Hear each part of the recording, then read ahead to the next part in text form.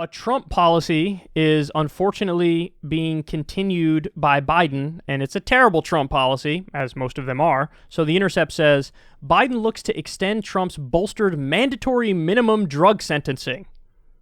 Over 100 advocacy groups sent a letter to Congress opposing the hardline anti-science policy, which applies to a broad range of fentanyl-related substances. Now, let's just be clear about this up front. Fentanyl is super dangerous. It's basically like a horse tranquilizer. It's like the most potent opiate or opioid that's out there.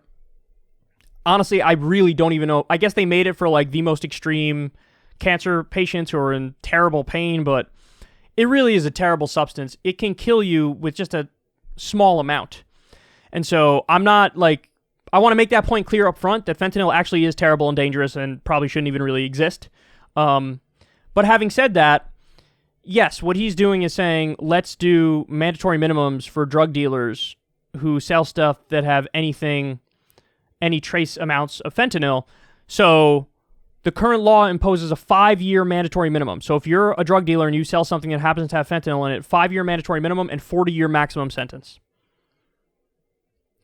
Now, they've been doing this, right? And prosecution of federal fentanyl offenses increased 4,000% between 2015 and 2019. 4,000%. 4,000%. So even though we're cracking down with the mandatory minimums, increase of 4,000%. You want to know why?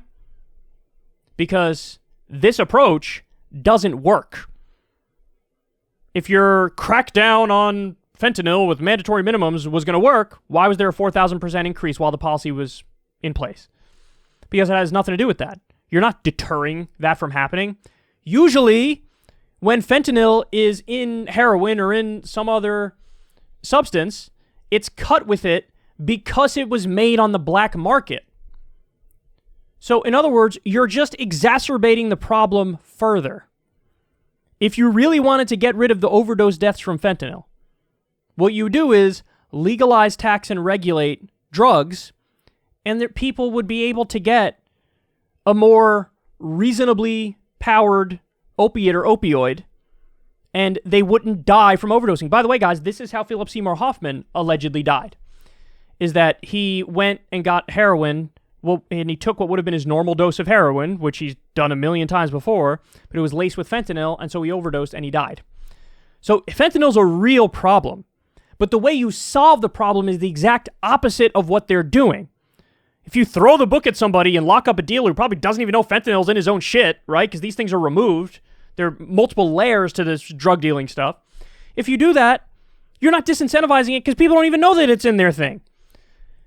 And so that's why there's been a massive increase in this stuff. The way you eliminate the fentanyl is legalizing, taxing, and regulating drugs. And so there'd be softer opioids that people could buy. And also what Dr. Carl Hart says, which is they have these facilities in a bunch of countries where if you get your drugs, you can go test the purity of it to make sure it's safe. Now, that sounds crazy, right? But that 100% would save lives. There's no doubt about it. No doubt about it at all. And if you have it legal, taxed, and regulated, you also totally eliminate STD transmission and you destroy the black market. There's nothing better than destroying the black market, destroying the drug cartels, destroying the effective mafias, the gangs that are built up around this stuff. So, listen, fentanyl is terrible. But the way you address it and the way you fix it is the opposite of what they're trying to do. It just, Mr. Crackdown hard on them. That already has shown zero positive effects. Zero. Because there's still fentanyl out there. People are still overdosing. And your mandatory minimum does nothing but destroys lives further. So what do? Get rid of the mandatory minimum, legalize, tax, and regulate drugs, have the testing centers for the purity to make sure that the stuff's okay. I mean, just legalizing, taxing, and regulating alone, you can guarantee quality. You can do quality controls as part of the regulation. This is a mess.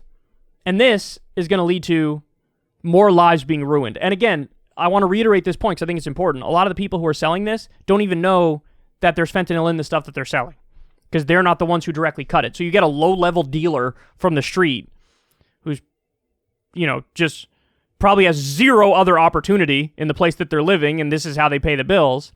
And then you take it and you lock them up for 5 years minimum, 40 years maximum, which is a horrendous policy that just further destroys lives. This is Joe Biden. Ryan Grimm said it best. This is Joe Biden acting like Joe Biden when it comes to the drug war. Just like he decided to spray the glyphosate, the Roundup in Colombia now, which was an old school drug warrior policy, which had terrible side effects to it. Just like he decided to double down on that, he's doubling down on this. Another one of the worst aspects of the drug war, which is mandatory minimums. To not give a judge discretion is to be literally anti-reason. If the judge is there, the judge is hearing the case and all the facts and all the details, and you want to say as an outsider who doesn't know the details of the case, I'm going to mandate that he has to spend at least 5 years in prison. Well, what if there are mitigating factors? What if there's nuance? You just want to gloss over it? And the answer is yes. He wants to throw the book at everybody. This is a guy, correct me if I'm wrong, but Joe Biden advocated for a lot of drug dealers to get the death penalty. And remember his thing about banning raves? Like, he was a super big drug warrior. Big time drug warrior. And now you're seeing the effects of it. When this guy has the ability to legalize, tax, and regulate at the federal level like that, he could do it with weed, he could do it with anything. He could just change, because the federal agencies come up with the scheduling of the drugs. So he could change them. He's the executive branch. He's the head of the executive branch. He could change them. Doesn't want to do it. He wants to continue the Trump policy, which is a devastating policy.